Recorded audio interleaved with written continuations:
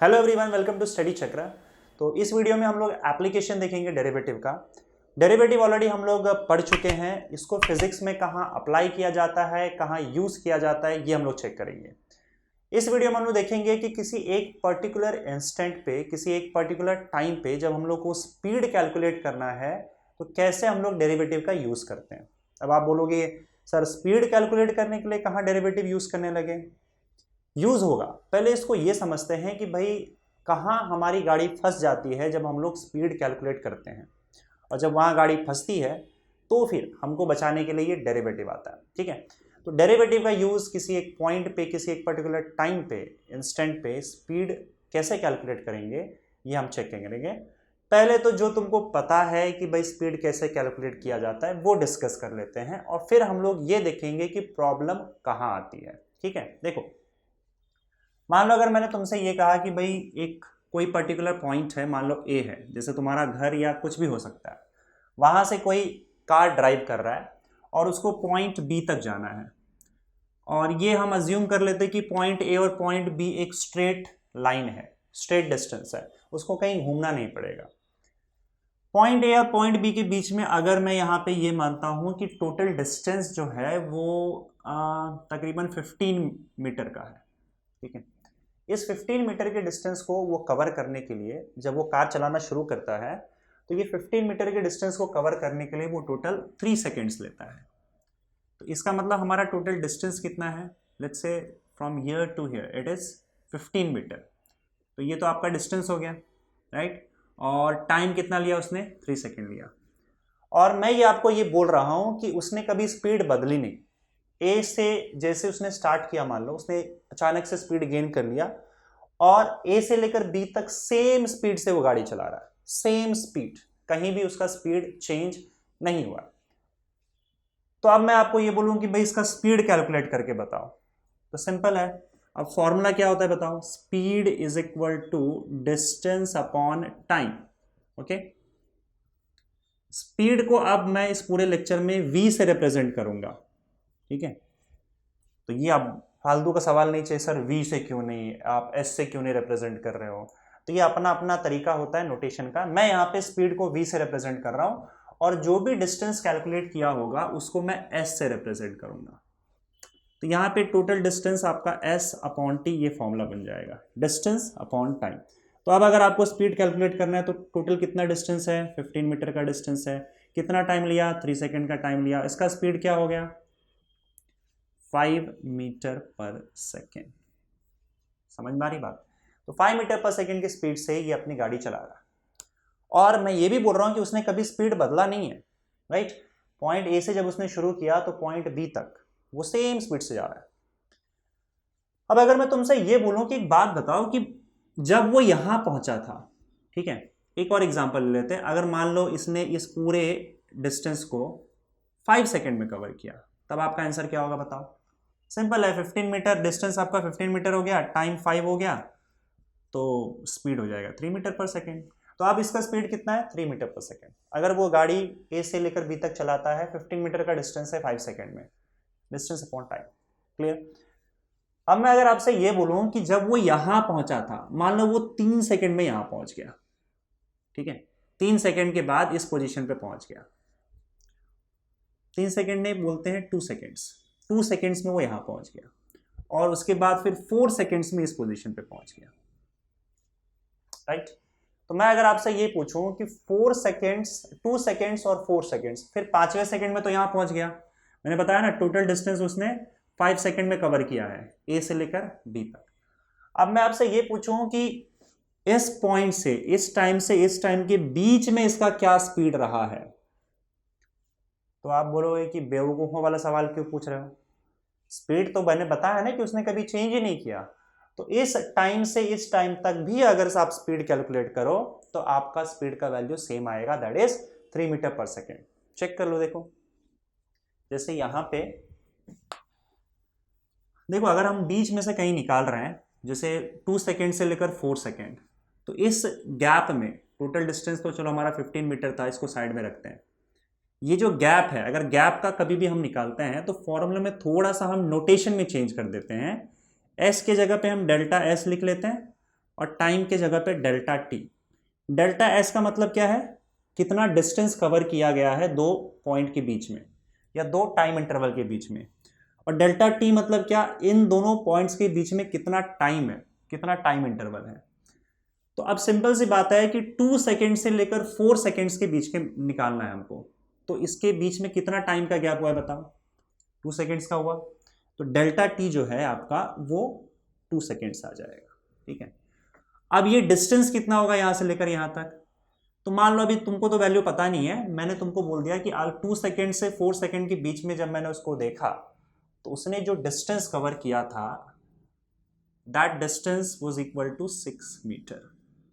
ठीक है, तो डेल्टा एस का वैल्यू यहां पे 6 मीटर आ गया। अब इसको कैलकुलेट कर लो, आपका वैल्यू आ जाएगा 3 मीटर पर सेकेंड। अगेन 3 मीटर पर सेकेंड ही आया है। इनफैक्ट आप कोई भी दो टाइम इंटरवल ले लोगे, जैसे अगर किसी ने पूछ दिया पहले 2 सेकेंड में बताओ कितना स्पीड होगा, यहां से लेकर जब वो यहां तक पहुंचा था 2 सेकेंड्स में, तो इस बीच में कितना स्पीड था भाई, 3 मीटर पर सेकेंड ही आने वाला है, क्योंकि उसने अपना कभी स्पीड बदला ही नहीं। आपको पता है कि आपको 2 पॉइंट की जरूरत भी नहीं होगी।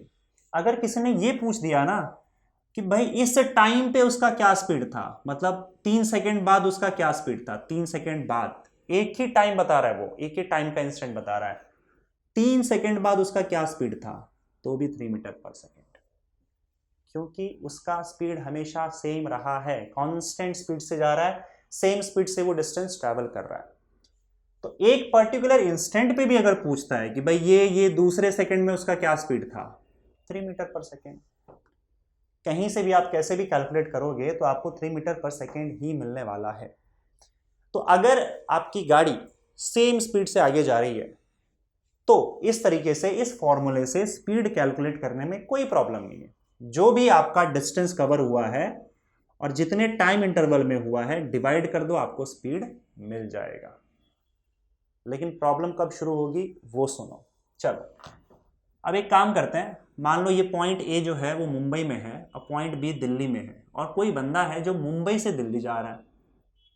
ओके, तो मुंबई से दिल्ली जा रहा है और वो अपनी गाड़ी चलाएगा, तो ये तो पॉसिबल नहीं है कि वो सेम स्पीड से गाड़ी चलाते फिरे। अगर इतना बड़ा डिस्टेंस उसको कवर करना है तो वो सेम स्पीड से कवर कर लेगा, ये पॉसिबल नहीं है ना। मुंबई से दिल्ली जा रहा है, अपने पर्सनल कार में जा रहा है, तो किसी पर्टिकुलर टाइम पे वो अपना स्पीड कम कर लेगा, कभी वो स्पीड बढ़ा देगा, स्लो चलेगा, फास्ट चलेगा, फाइनली वो पॉइंट ए से पॉइंट बी तक पहुंच जाएगा। राइट, तो कभी अगर मान लो हाईवे आ गया तो उसको स्पीड अपना बढ़ाना पड़ेगा, हाईवे पे स्पीड ज़्यादा करना है। कभी अगर मान लो कुछ ऐसा रास्ता है जहाँ पे पब्लिक है, मार्केट है, तो उसको स्पीड स्लो करना पड़ेगा, नहीं तो भाई वो किसी को ठोक देगा, फिर जाओ जेल। या फिर अगर मान लो हाईवे आ गया तो उसको अपना स्पीड बढ़ाना पड़ेगा, नहीं तो कोई और ठोक देगा उसको।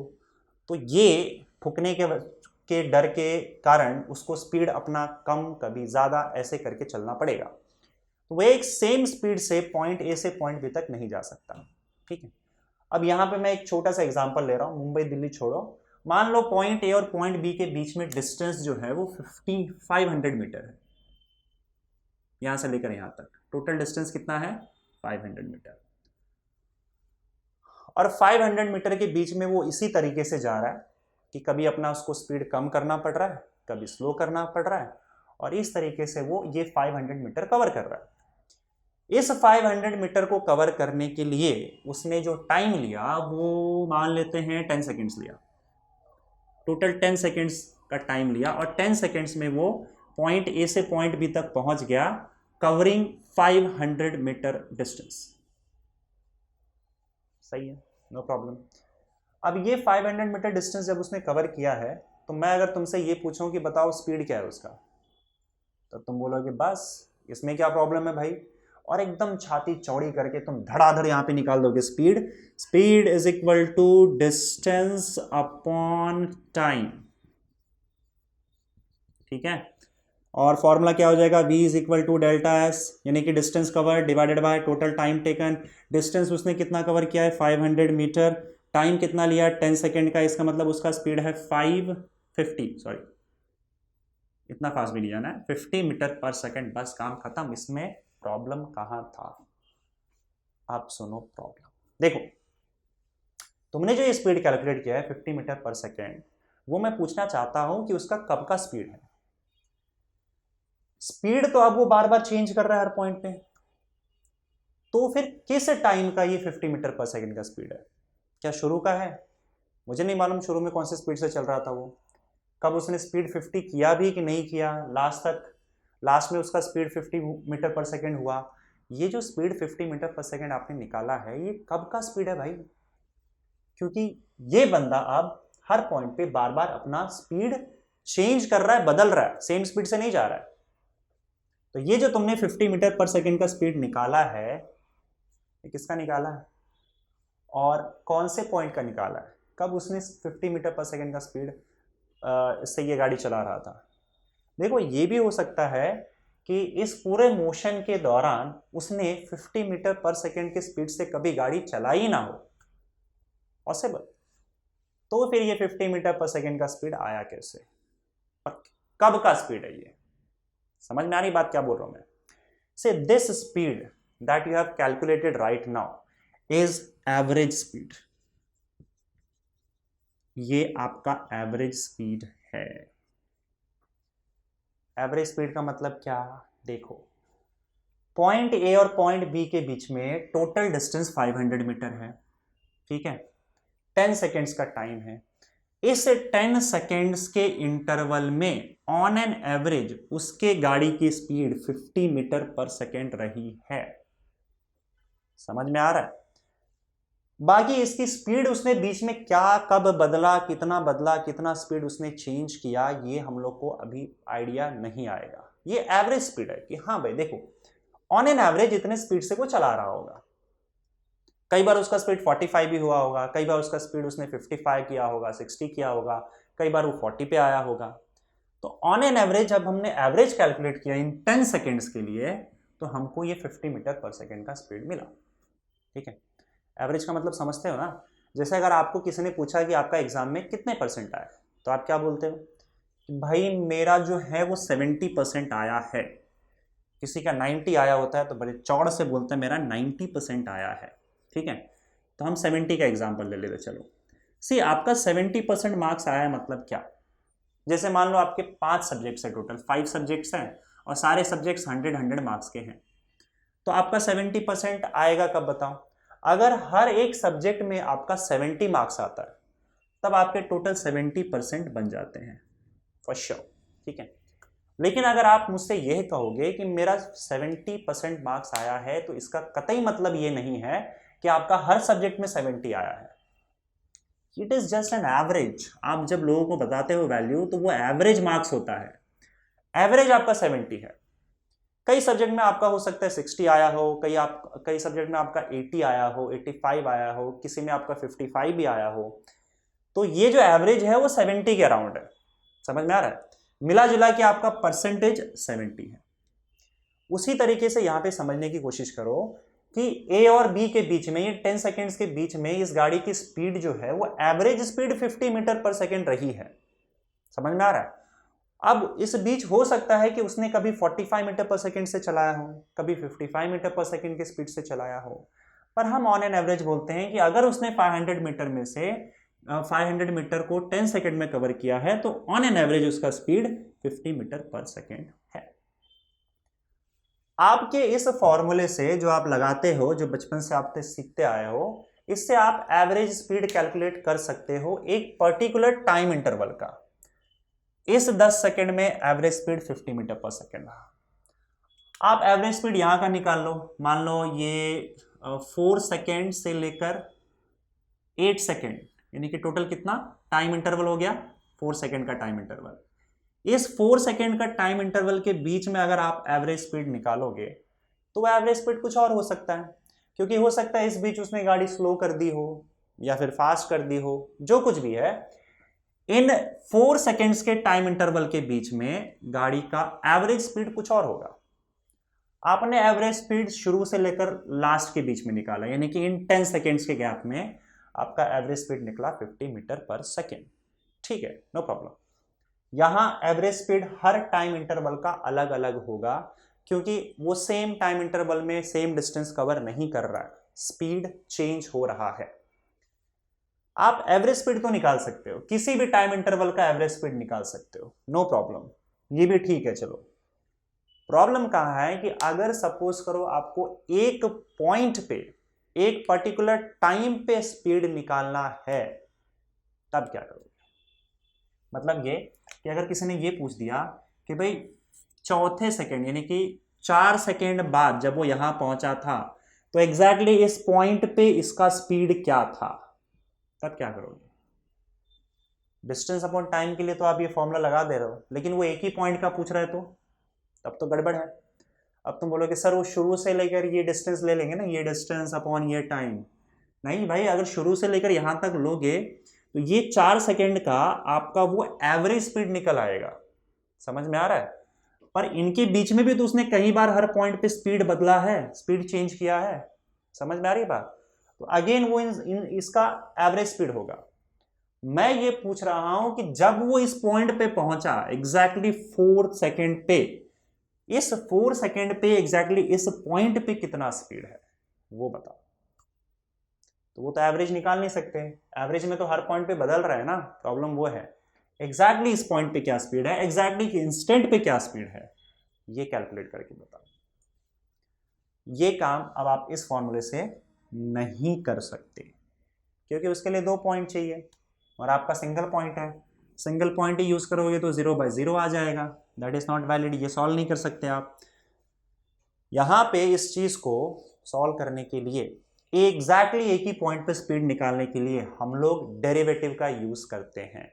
और याद रखना, सिंगल पॉइंट पे स्पीड निकलता है, क्योंकि जब आप ध्यान से देखोगे वहां पे एक स्पीडोमीटर लगा रहता है कार में, तो वो स्पीडोमीटर में कांटा आपको स्पीड बताते जाता है, तो कंटिन्यूसली चेंज हो जाता है कि आप यहाँ आ चुके हो, आपका स्पीड 30 है, आपका स्पीड 40 हो गया, 45 हो गया, तो वो तो हर इंस्टेंट का स्पीड बता रहा है, वो हर पॉइंट का स्पीड बता रहा है आपको।